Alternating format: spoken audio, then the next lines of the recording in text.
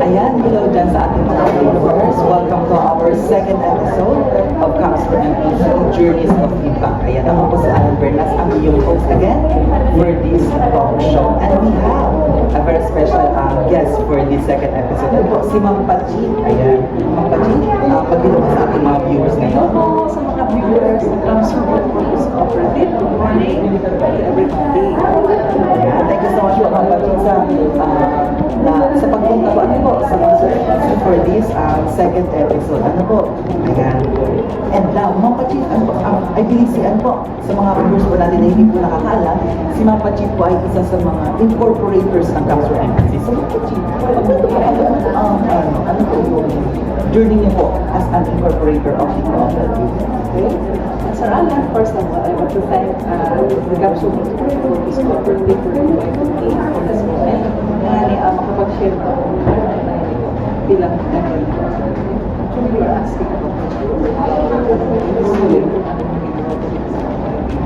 actually po, we are one of the, I am one of the corporators sometime 2001.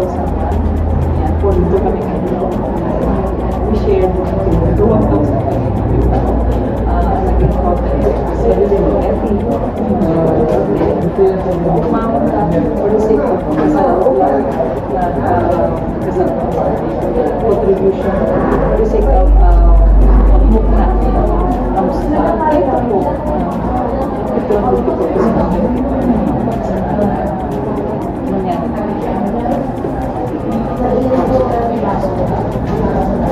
purpose talaga ito sa dati ito yung sa gabos employees yan original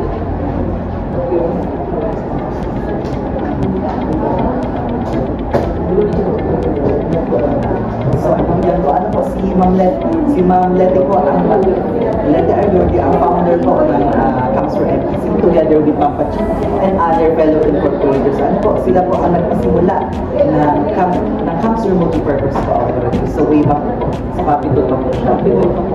Very thankful po ang lahat ng mga members po natin, na through the efforts of Ma'am Leti and Ma'am Pachi as one of the incorporators, ano po, na-establish and napasimulan po ang Councilor Multipurpose Cooperative po ngayon. Ayan.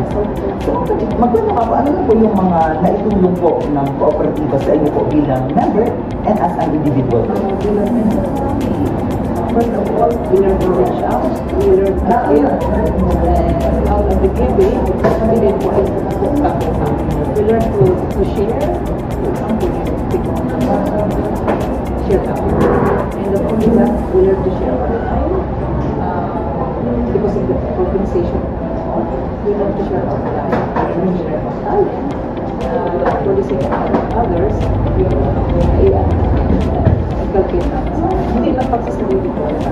Through cooperative, pinag-isip namin sa sarili, but we learn to reach out to others. Just so we come. Yan na isang kaibigan ko. Hindi lang personal. Ang cooperative katulong sa akin. Hindi lang sa financial. Hindi lang sa financial. Hindi sa social aspect. Sa religious aspect, kasi ako ay sa financial aspect, ay ang sabi siya,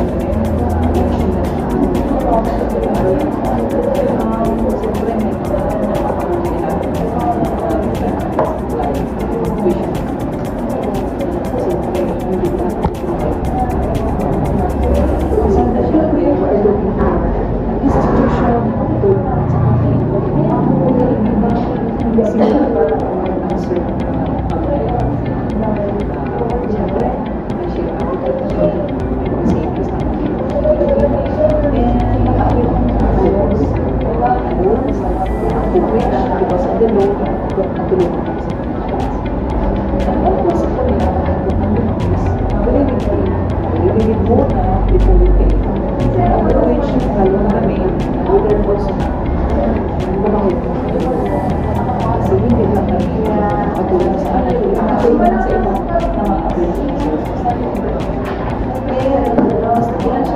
as to our social aspect, we also like social responsibilities to reach out to people, to educate people, I really appreciate the reason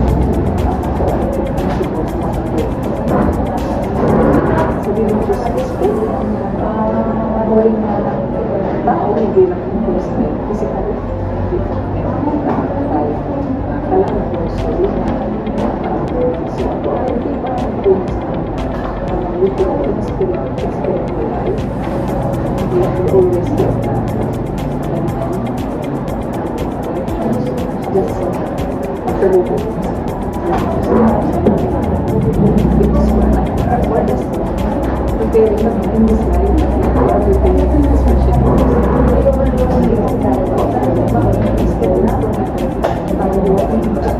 kasi makapunta tayo I always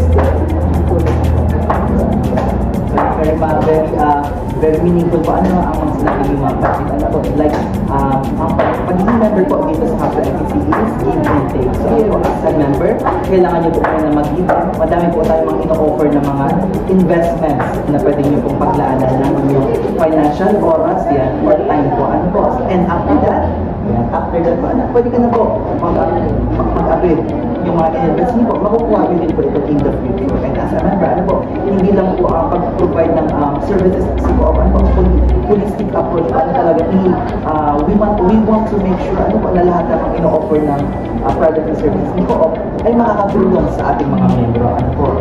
So, very, ano po, so sa family naman po, Mama Pachik, I believe, si Mama Pachik po ay may 7 anak po, ano po, so ano po yung mga naitulong na kooperatiba sa pamilya niyo? As I said, we na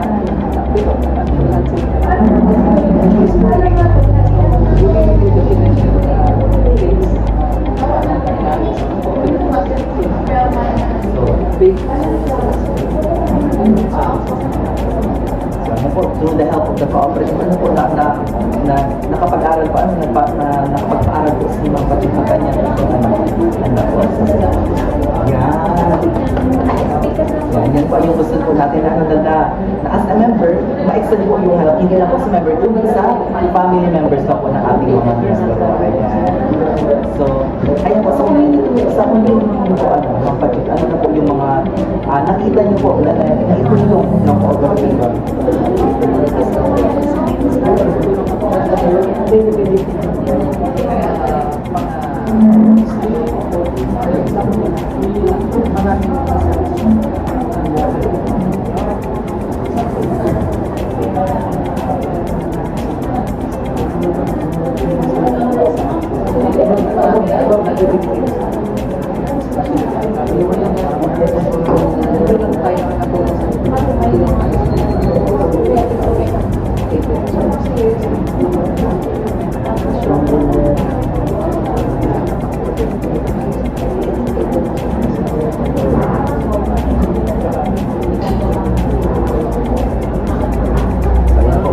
Sa dami po ng services at product comes to FEC, ano talagang hindi po talaga may iwasan.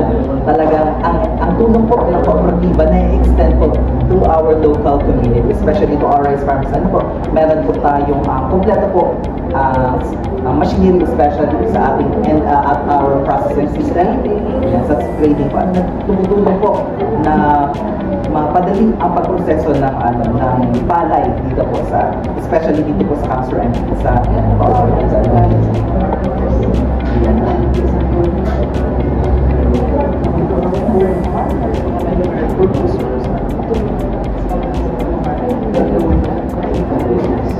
talagang ang pinakauna po talagang target ni Council and kasi ano po, matulungan ang ating mga miyembro sa kanilang business or ano man mga product na kanila meron sila. Ano po. So that's it. Ano po, thank you so much po Ma'am Pachik sa pagbigay ng time for our second episode. Ano po. So Ma'am Pachik, imbitahin niyo po yung mga hindi pa member ng kooperatiba, mag-member na dito sa Council MPC. Ano po? Yes po. Iniimbitahan ko po ito po. Gusto mag-avail ng mga services ng cooperative. Ano better ng cooperative cooperativism, ganda po. Hindi lang kayo nakakatulong sa sarili mo, hindi nakakatulong sa marami pa. Hindi tutulungan. Kaya through cooperativism, through cooperative principles na inaapay natin, ang pagulong natin sa ating susulan, sa ating society. So now, ang ano natin, coverage natin, sa naman ang soul, kundi sa likod ng Yes, wow. we're moving from kasi ang pagtutulong ay hindi talagang limited. We have to encourage socially, economically, spiritually. Ayan. So sa mga hindi pa po din ano po, maging miyembro na at maging witness po kayo ano po sa pagtulong po natin sa mga miyembro po natin. Ayan. So that's it po for our second episode of Comes for Empathy, Journeys of Impact. Thank you so much for Ma'am Pachit for giving us time. So sa mga viewers po natin dyan, mag-member na po and see you again for our next episode po. Bye! Thank you po. Salamat.